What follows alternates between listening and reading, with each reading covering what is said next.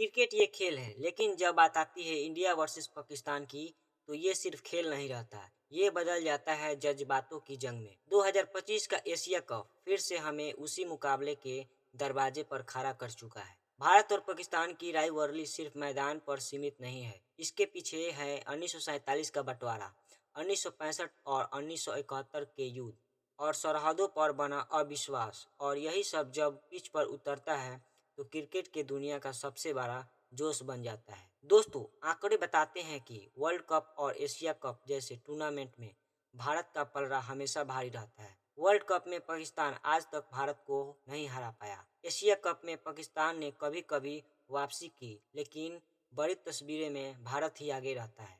लेकिन इस बार 2025 का ये मुकाबला अलग है, क्योंकि इस बार विराट कोहली जैसे दिग्गज टीम का हिस्सा नहीं है, क्योंकि इस बार मैदान पर उतरे हैं नए लड़के। और इसी को लेकर पाकिस्तान के पूर्व कप्तान मिसबाह उल हक ने कहा, India do not have Virat Kohli any more now, they only have new guys. यानी मिसबाह ये मान रहे हैं कि विराट के बिना भारत कमजोर है। लेकिन सवाल ये है, क्या सच में भारत ऐसा है, या ये सिर्फ पाकिस्तान का एक मनोवैज्ञानिक खेल है? अब जरा भारत की नई टीमों को देखो। विराट कोहली, रोहित शर्मा, शिखर धवन, MS धोनी, ये वो नाम थे जिन्हें पिछले 15 साल में पाकिस्तान को लगभग हर बार हराया। लेकिन 2025 में भारत के पास है शुभमन गिल, यशस्वी जायसवाल, ऋतुराज गायकवाड़, ईशान किशन और ऋषभ पंत। ये सब खिलाड़ी सिर्फ तेज नहीं बल्कि फेयरलेस क्रिकेट खेलते हैं। जहां पुरानी टीम का खेल एक्सप्रेशन और स्टेबिलिटी पर टिका था, वही नई टीम का खेल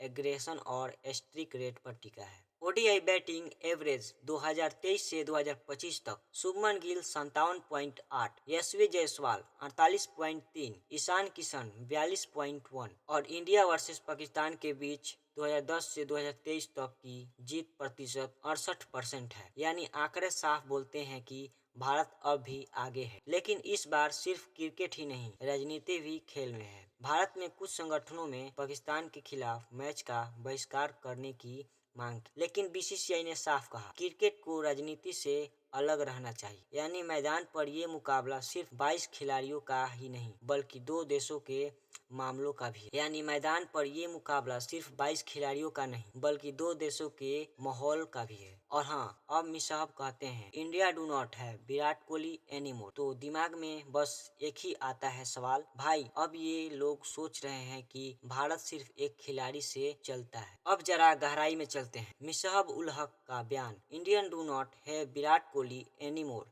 now they only have new guys. सुनने में तो ये बस एक लाइन लगती है, लेकिन असल में ये बयान क्रिकेट के मैदान से ज़्यादा मानसिक खेल का हिस्सा है। पाकिस्तान की रणनीति हमेशा से यही रही है, मैच से पहले बयानबाजी करना, इंडिया के खिलाड़ियों पर प्रेशर डालना। लेकिन क्या ये तरीका आज की जनरेशन पर काम करेगा?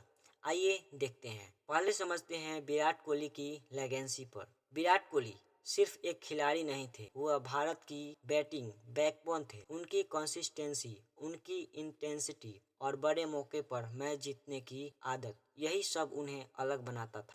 2012 एशिया कप में पाकिस्तान के खिलाफ 183 रन, 2015 वर्ल्ड कप में एडिलेड में शतक और 2026 एशिया कप T20 में 39 रन की क्लासिक पारी। हर बार विराट ने साबित किया कि पाकिस्तान के खिलाफ वह सबसे बड़ा हथियार है। और मिसाब का कहना है, अब विराट नहीं तो इंडिया उतना खतरनाक नहीं रहा। लेकिन मिसाब शायद भूल रहे हैं कि इंडिया की टीम कभी भी सिर्फ एक खिलाड़ी पर नहीं टिकी। अब जरा भारत की नई बैटिंग लाइन पर नजर डालो। शुभमन गिल, उनकी तकनीकी और टेम्परामेंट उन्हें अगला विराट कोहली बनाती है। उनकी ODI बैटिंग एवरेज 57 से ऊपर है। पिछले 2 सालों में उन्होंने पाकिस्तान के खिलाफ 3 अर्धशतक मारे हैं। यशस्वी जायसवाल T20 परफॉर्मेंस में स्ट्राइक रेट 150 के ऊपर, फेयरलेस क्रिकेट खेलते हैं और पावर प्ले में विपक्षी गेंदबाजों का दम निकाल देते हैं। अब बात करते हैं ऋषभ पंत की। चोट से वापसी के बाद और खतरनाक हो चुके हैं। उनकी बैटिंग अनप्रेडिक्टेबल है, कभी रिवर्स स्वीप, कभी हेलीकॉप्टर शॉट, यानी गेंदबाज के पास प्लान बनाने का वक्त ही नहीं देते हैं। ईशान किशन, क्रिकेट कीपर बल्लेबाज, जिनका एग्रेसिव खेल पाकिस्तान की स्पिन अटैक को हिला सकता है। अब सवाल ये है, क्या ये न्यू गाइज सच में इनएक्सपीरियंस है, या फिर यही इंडिया का नया सीक्रेट वेपन है?